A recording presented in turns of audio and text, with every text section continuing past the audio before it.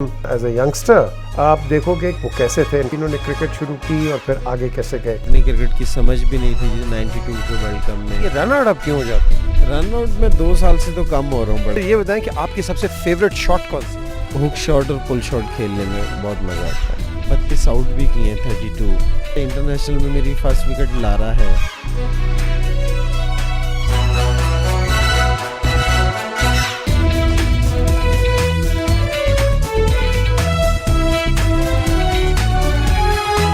Assalamu alaikum and welcome to PJ Me's official YouTube channel. In a series of interviews जो मैं आपको बड़े classic interviews दिखा रहा हूँ, आप देख रहे हैं इसको, और बड़े बड़े इंटरव्यूज़ आए हैं। मोहिंदर अमरनाथ, चंदू बोडे, अभी टाइगर सरिज का भी आ जाएगा। वसीम राजा का एक बड़ा ज़बरदस्त है, मेरे पास काफ़ी पड़े। यूसुफ योहाना का तो आपने देख ही लिया है, बल्कि मोहम्मद यूसुफ अब हो गए। तो काफ़ी इंटरव्यूज़ हैं जो कि आपको पता चलेगा जब इन्होंने क्रिकेट शुरू की। ये पहले टूर है, आप देखोगे कि इन्होंने क्रिकेट शुरू की और फिर आगे कैसे गए। इंज़माम अब तो खैर माशाल्लाह उनकी दाढ़ी है, लेकिन एज ए यंगस्टर, अभी भी यंगस्टर ही हैं, लेकिन एज ए यंगस्टर वो कैसे थे। इनका पहला इंटरव्यू था इधर शारजाह के अंदर मेरे साथ, और मैंने इनसे पूछा था, भाई इंज़माम आपने क्रिकेट कैसे शुरू की? तो जवाब क्या आया, सुनिए। कि मैं कंबाइंड क्लब था, उससे खेलना शुरू किया मैंने। मेरे बड़े भाई इंतज़ार, वो उसके कप्तान होते थे, वो फर्स्ट क्लास प्लेयर भी हैं, और मैंने बिल्कुल प्रॉपर तरीके से क्रिकेट खेली है। पहले मैं अंडर 14 खेला, फिर अंडर 16 खेला, फिर अंडर 19 खेला, फिर मैंने पाकिस्तान ए टीम का दौरा किया, श्रीलंका का। उसके बाद मैं पाकिस्तान टीम में सेलेक्ट हुआ, और मैं फिर बीच में जिस टाइम मैं अंडर 19 खेला था, उसके बाद मैंने UBL यूनाइटेड बैंक ज्वाइन कर लिया था। तो उसके बाद आप मेरे ख्याल मुल्तान से सबसे पहले खेले थे, नहीं? हाँ, सबसे पहले तो मैं मुल्तान से, ये अंडर 14, अंडर 16, अंडर 19, ये सारी जितनी भी क्रिकेट है ये मैं मुल्तान डिवीज़न के लिए खेला था। तो जिस टाइम मैं टूर किया था अंडर 19 का, उसके बाद मैंने फिर UBL ज्वाइन कर लिया। UBL के बाद फिर मैंने एक टूर किया था श्रीलंका पाकिस्तान ए के साथ। उसके बाद जिस टाइम हम लोग वापसी आए थे, तो एक टीम आ रही थी, इंग्लैंड ए की टीम आई थी, जो गल्फ़ वार की वजह से वापसी चली गई थी। उसका कैंप लगा हुआ था कज़ाफ़ी स्टेडियम में, तो वहाँ इमरान भाई ने मुझे खेलते हुए देखा था। तो उसके बाद मेरी सिलेक्शन जिस वो टीम में हुई थी। फिर तो उसके बाद आप फिर वर्ल्ड कप में भी चले गए? हाँ, उसके बाद उससे पहले श्रीलंका की सीरीज़ थी, उसमें मैंने थोड़ा बेहतर परफॉर्म किया, तो फिर मैं 92 के वर्ल्ड कप में चला गया। अच्छा, वर्ल्ड कप खेलना तो एक बड़ी एक थ्रिल होती है, क्योंकि मुझे याद है कि जब मैं पाकिस्तान की तरफ से पहले वर्ल्ड कप खेला एज ए जूनियर, मुझे तो पता भी नहीं था कि मैं पेंट अपनी कैसे बांधूं। तो आपके क्या उस वक्त तासुरात थे? नहीं, मुझे पेंट तो बांधनी आती थी लेकिन ये है कि वाकई इतना प्रेशर वगैरह नहीं था, इतनी क्रिकेट की समझ भी नहीं थी 92 के वर्ल्ड कप में।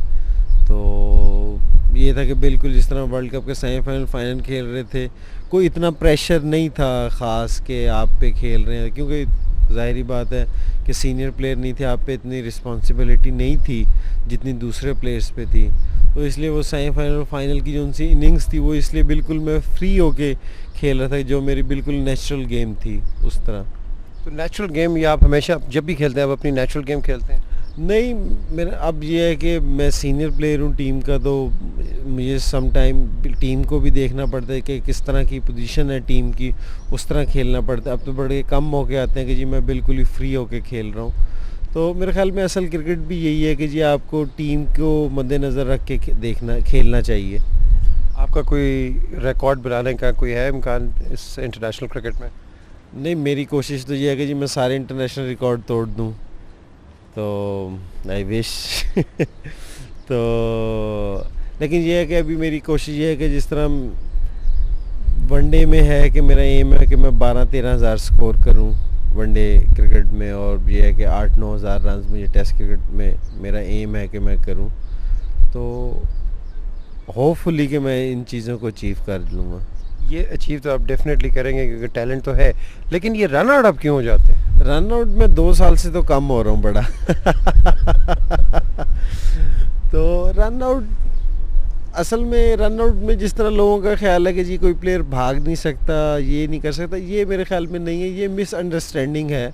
और स्पेशली आजकल जितनी वनडे क्रिकेट हो गई है, अगर आप वैसे भी कोई टूर्नामेंट उठा के देखें और पहले का टूर्नामेंट देखें तो थोड़ा सा मेरे ख्याल में अब रेशो ज़्यादा हो गई है रन आउट होने की, तो उस वजह से भी है। लेकिन फिर भी मैंने 2 साल से बड़ा कंट्रोल किया, मैं इस चीज़ पे काफ़ी मैंने वर्क किया है और मेरे ख्याल में इसमें थोड़ी सी मैंने इम्प्रूव भी की है।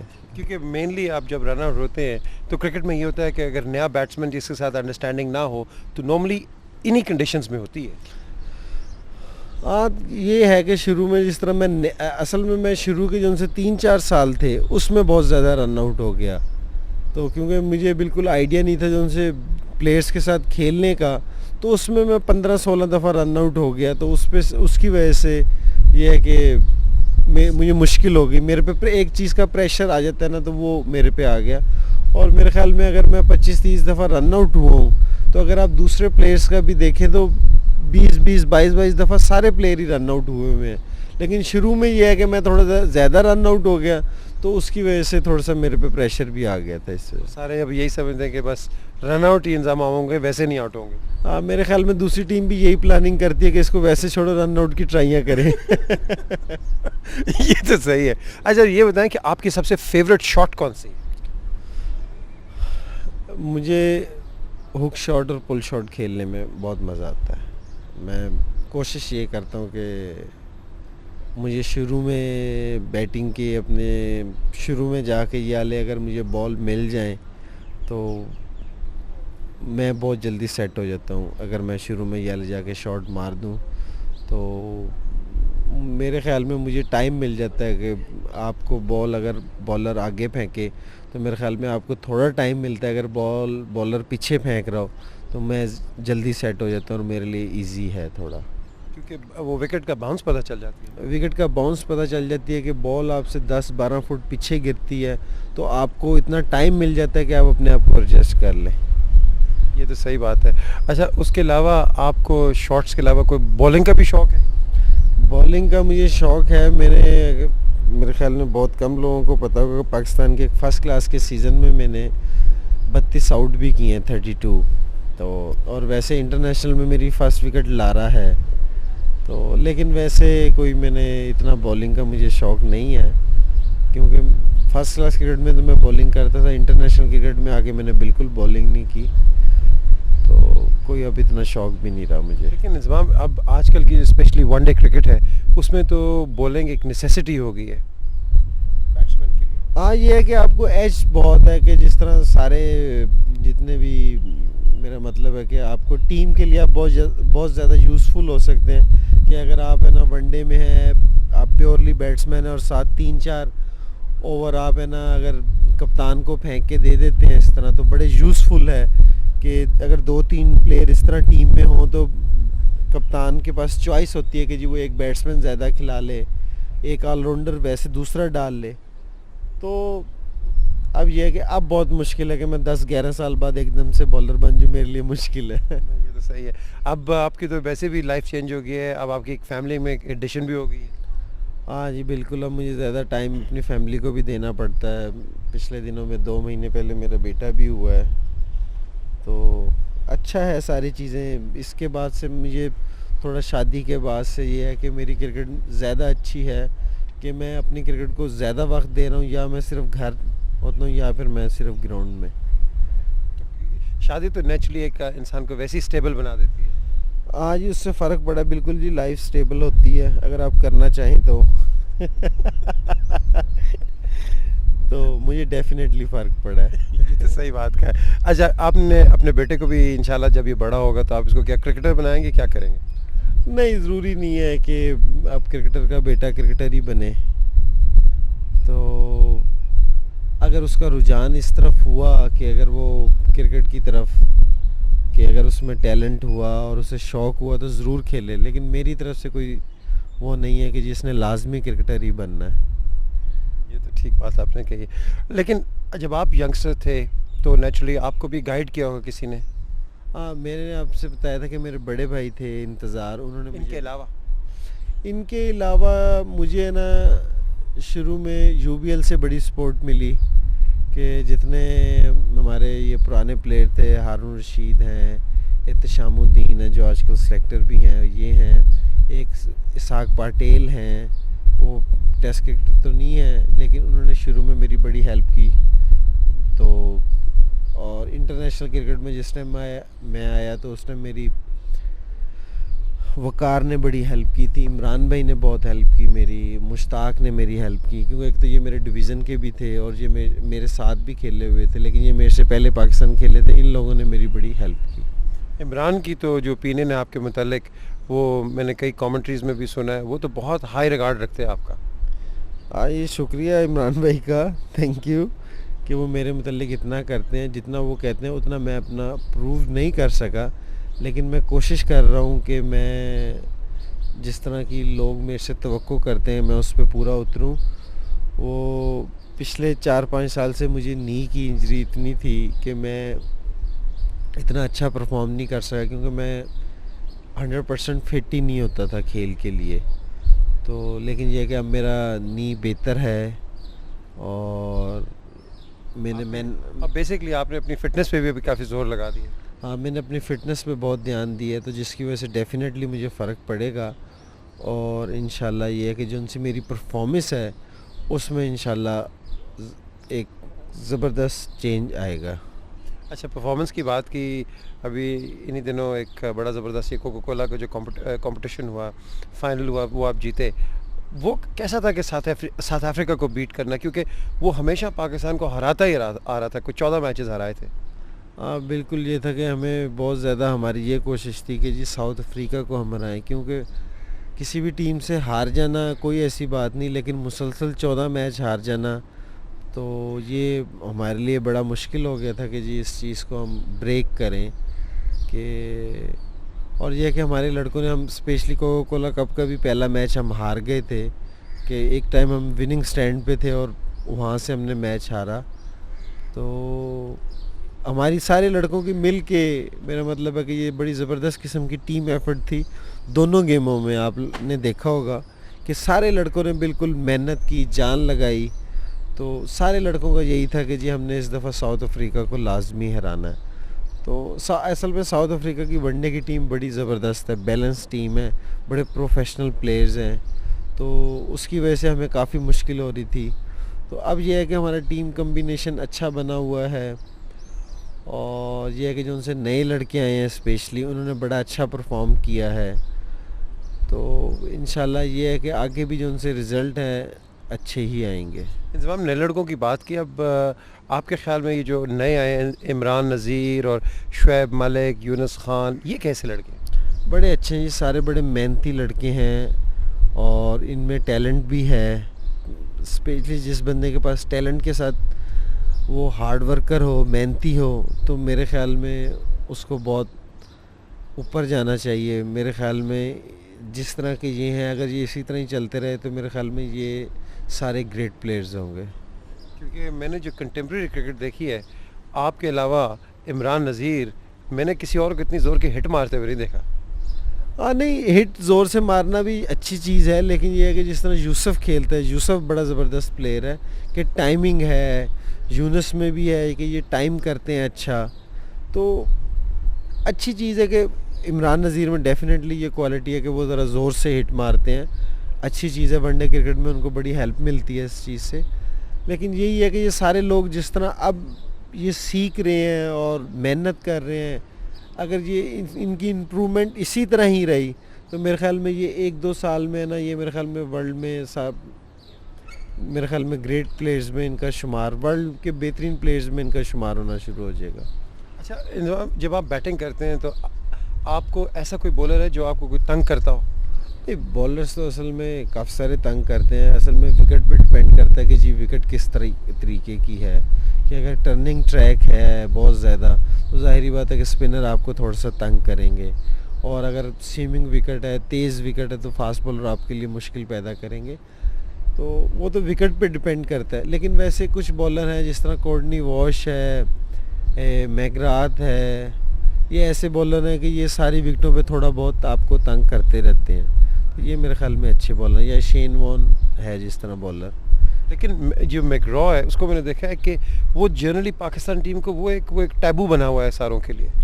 टैबू इसलिए बना हुआ है कि थोड़ा सा उसने तो वैसे सारों के इस तरह वेस्ट इंडीज़ में वो सीरीज़ खेलने का, उसने एक सीरीज़ में 3 टेस्ट मैचों में 23-24 आउट कर दिए, पाकिस्तान के उसने आउट किए, इंडिया के उसने आउट किए इतने।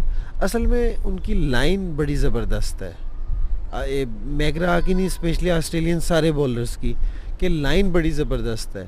वो उसी लाइन पे करते रहते हैं बॉलिंग, तो वहीं से वो बैट्समैन को गलती करवाते हैं। तो ये स्पेशली बड़ी अच्छी वो है, तो इसलिए वो सारे टीमों के मेरे ख्याल में प्लेयर्स आउट कर रहा है। ये तो सही कहा है। और लाइन की जो बात की आपने, हमारे जो बॉलर्स हैं, क्योंकि आप नॉर्मली फर्स्ट स्लिप में खड़े होते हैं, आपके लिहाज से हमारा कौन सा बॉलर है जिसकी सबसे अच्छी लाइन है? नहीं देखिए जी, हमारे पास भी इतने ग्रेट बॉलर है कि वसीम अकरम है, वकार यूनुस है, अब शुएब आया है, तो रज़ाक है, बड़ा ज़बरदस्त बॉलर है। तो हमारे बॉलर्स की भी लाइन है, स्पेशली रज़ाक और अज़हर महमूद की जो उनसी लाइन है वनडे में, तो मेरे ख्याल में ज़बरदस्त लाइन है उनकी। और स्पेशली जो उनसे ये हमारा शुएब है, तो ये तो मेरे ख्याल में फायरिंग के लिए हमने रख रखा है कि जिस तरह ये बैट्समैन को, तो शुएब की भी लाइन बड़ी ज़बरदस्त है कि उसकी जिस तरह की बॉलिंग है और लाइन है, तो ये बड़ी यूज़फुल है टीम के लिए। अच्छा, ये मुझे बताएं कि अगर आपको कोई चांस मिले पाकिस्तान टीम का कैप्टन बनने के लिए, तो आप ये टेक अप करेंगे? ज़ाहिर बात है जी, सारे जो भी पाकिस्तान खेलता है उसकी ख्वाहिश होती है कि एक दिन वो भी कप्तान बने। तो मुझे भी जिस टाइम मिलेगा मैं ज़रूर बनूँगा, लेकिन अगर टीम इसी तरह जीतती रहे और ये वो, मेरे ख्याल में किसी को भी ख्याल नहीं आएगा। That's true. तो नेचुरली ये तो आपके एम्बिशन तो हर एक की होती है कि अपनी मुल्क को लीड करो, एंड व्हाई नॉट, क्योंकि इतनी क्रिकेट खेल ली होती है, आपको इंटरनेशनली सारों का पता चल जाता है, तो दैट मीन्स कि अगर आपको अपॉर्चुनिटी मिले आप डेफिनेटली लेंगे। हाँ जी, क्यों नहीं जी। अच्छा, मुझे इसके अलावा बताएं कि जब आप सिंगल होते थे तो नॉर्मली सारे प्लेयर्स ये होते थे कि वो खाना खुद बनाते थे और अपने आप का लुक आफ्टर खुद करते थे, तो आप भी यही करते थे? खाना मैं खुद खा तो लेता था, लेकिन बनाने का थोड़ा सा मुश्किल है। हाँ, कि ऑमलेट एक ऐसी चीज़ है जो मैं बड़ा ज़बरदस्त बनाता हूँ, तो बनाने किस किस के मामले थे? नहीं ऑमलेट जिस तरह ये बनता है ये अंडों वगैरह का, बड़ा मैं ये प्याज, ऑनियन और ये ग्रीन चिली और ये वो दूसरी चीज़ें डाल के मैं बड़ा ज़बरदस्त किस्म का बनाता था। तो अब भी बना लेता हूँ, तो लेकिन कभी मुझे खाना बनाने का इतना शौक़ नहीं रहा। लेकिन 93 में हम वेस्ट इंडीज़ गए थे, तो वहाँ बारबाडोस में हम ठहरे हुए थे, तो वहाँ हर रूम में आपको एक किचन था जिसमें बना सकते थे, तो हम 3-4 लड़के मिल के हम बनाते थे खाना। उसमें भी उन्होंने मेरी प्लेटें धोने पे ड्यूटी लगा रखी थी कि तुम खाना इतना अच्छा नहीं बनाते, तुम प्लेटें धोया करो। तो कभी खाना बनाने का मुझे इतना कभी तजर्बा नहीं रहा। अब खाने का आप कह रहे हैं, खाने का शौक़ है, लेकिन फेवरेट खाना कौन सा आपका? फेवरेट खाना मैं खाता हूँ, ये मुझे वाइट राइस बड़े पसंद हैं, दाल बड़ी पसंद है, और साथ चिकन बहुत पसंद है। इतना अच्छा खाने के बावजूद आप अपने आप को स्लिम कैसे रखते हैं? नहीं, स्लिम तो खैर मैं नहीं हूँ तो लेकिन ये है कि जो टीवी पे है उसमें और वैसे आम देखने में बड़ा फ़र्क है। तो अब ये है कि थोड़ा सा जिस तरह असल में थोड़ा सा पाकिस्तानी जो फूड है, जिस तरह का यूजली पाकिस्तान में खाना चलता है, वो थोड़ा सा इतना सेहत के लिए अच्छा नहीं है कि हम रोटी बहुत ज़्यादा खाते हैं और उसमें ऑयल वगैरह बहुत होते हैं, मिर्चें बहुत होती हैं जो सूट नहीं करती स्पेशली स्पोर्ट्समैन को। तो उस खाने से थोड़ा सा मैंने अवॉइड किया है, तो थोड़ा सा मैं इन चीज़ों पे आया हूँ। अच्छा, मैंने सुना है कि आप सराइकी भी बोलते हैं? नहीं, सराइकी मैं मुल्तान में बचपन से ज़रूर रहा हूँ, लेकिन सराइकी मैं थोड़ी कम बोलता हूँ। तो म्यूज़िक किस किस्म का फिर सुनते हैं आप? म्यूज़िक में हर किस्म का म्यूज़िक सुन लेता हूँ। वैसे मुझे मरहूम नुसरत फ़तेह अली साहब को मैंने बहुत सुना है वैसे। हाँ, क्योंकि वो तो जहाँ भी पाकिस्तान टीम होती थी वहीं होते थे। हाँ जी, वो बिल्कुल, उन्होंने काफ़ी जगह जहाँ भी आए पाकिस्तान टीम हुई वहाँ वो आते थे, तो बड़ा अच्छा था उनका वैसे म्यूज़िक। ये तो सही बात की, क्योंकि उनको तो सारे अब मिस करते हैं। हाँ जी बिल्कुल जी, क्रिकेट टीम नहीं मिस करती, मेरे ख्याल में उनको तो सारी दुनिया मिस कर रही है। और वो तो जहाँ भी कहीं टेस्ट मैच पाकिस्तान में होता था तो वो आके बड़ा टीम के साथ वो उनका बड़ी अच्छी अटैचमेंट थी टीम के साथ। अटैचमेंट की बात की, अभी नई अटैचमेंट हुई है पाकिस्तान क्रिकेट बोर्ड की लेफ्टिनेंट जनरल तौकीर ज़िया की, ये कैसे हैं अब? क्योंकि चेयरमैन साहब ने काफ़ी देख लिए होंगे अभी। हाँ जी, मैंने तो अपने से बहुत देख के नहीं, बड़ा अच्छा है, बड़े मेरा मतलब है कि पॉजिटिव सोच है इनकी, तो बड़ा अच्छा इकदाम कर रहे हैं। हर चीज़ का पाकिस्तान क्रिकेट में कभी भी नहीं हुआ था कि हर चीज़ के लिए कुछ ख़ास लोग होने चाहिए कि जो वो चीज़ करें, तो अब ऐसे ऐसे वो वाली चीज़ें हो रही हैं, तो इंशाल्लाह बड़ी अच्छी इंटरनेशनल उस पर भी हो रही है। लेकिन मैं एक चीज़ कहूँगा कि फ़र्स्ट क्लास क्रिकेट है ना जो सी, वो हमारी है ना जो पहले थी ना, जो सी हम खेलते थे 70s में और अर्ली 80s में, 85 86 या 90 तक आप कह लें, जो हमारी फ़र्स्ट क्लास क्रिकेट होती, उसका स्टैंडर्ड बहुत नीचे गिर गया, तो उसको हमें वापसी लेके आना पड़ेगा। तो उसके बगैर है ना आप है ना अपनी इंटरनेशनल क्रिकेट सही नहीं कर सकते।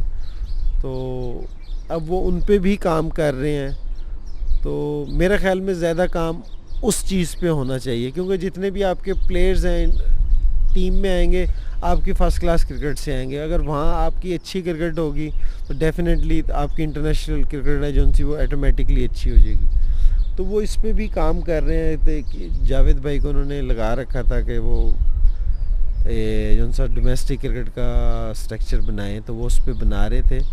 तो मेरे ख़्याल में वो अभी उस पे जो काम ये कर रहे हैं ना नया बोर्ड आके, तो ये बड़ा ज़बरदस्त है। इंज़मामुल हक, बड़ी अच्छी इन्होंने बात की कि जो क्रिकेट है इसको हमें रिवैम्प करना चाहिए। क्रिकेट को हमें अभी जो बेसिक क्रिकेट है, grass root level club cricket and ground, बिल्कुल जो बेसिक क्रिकेट है इसको हमें इम्प्रूव करना चाहिए। बड़ी अच्छी इन्होंने बात की है। आई विश ये हो जाती, लेकिन अभी नहीं हुई है। अभी तो क्रिकेट का और इंतकाल हो गया है। इतने क्रिकेटर्स थे जो बेरोज़गार हो गए हैं, बैंक्स में काम करते थे, कई डिपार्टमेंट्स में काम करते थे, इनको फ़ारग कर दिया है। आई थिंक ये सबसे बड़ी ज़्यादती है, सबसे बड़ा जुल्म है क्रिकेटर्स के साथ कि क्रिकेट कोई आम आदमी का खेल नहीं है। 40-50 हज़ार रुपये का बैट और उसके बाद 2,000, 10,000, 15,000 का बॉल, ग्राउंड्स आपके पास हैं कोई नहीं है। क्रिकेट वैसे नीचे जा रही है, किट कितनी महंगी है, बूट्स कितने महंगे हैं, क्लब्स इतनी है नहीं, अफोर्ड नहीं कर सकती हैं। तो ये क्रिकेट कैसे हम आगे लेके जाएंगे? मुझे आप बता दें ना, अगर तो कोई सोल्यूशन है, कोई फार्मूला है। ये जो क्रिकेट के अंदर लोग बैठे होते हैं ना, खुदा की कसम इनको कुछ भी नहीं पता होता, कुछ भी नहीं। क्रिकेट उन्होंने खेली नहीं होती है, इनको इल्म नहीं होता। अगर खेली भी है तो they don't know the art of improvising and making cricket a better sport. हम नहीं कर सके।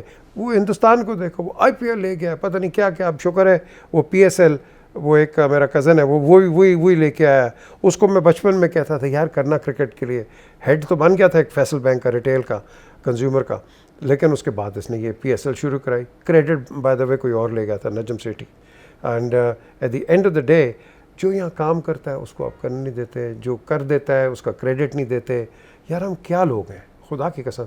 और मुझे आज अफसोस होता है पर्टिकुलरली वो लेस प्रिविलेज वालों का, कि जो अफोर्ड नहीं कर सकते हैं लेकिन उनके अंदर इतना टैलेंट है कि मैं क्या करूं, उनको कैसे मैं आगे लेके आऊं।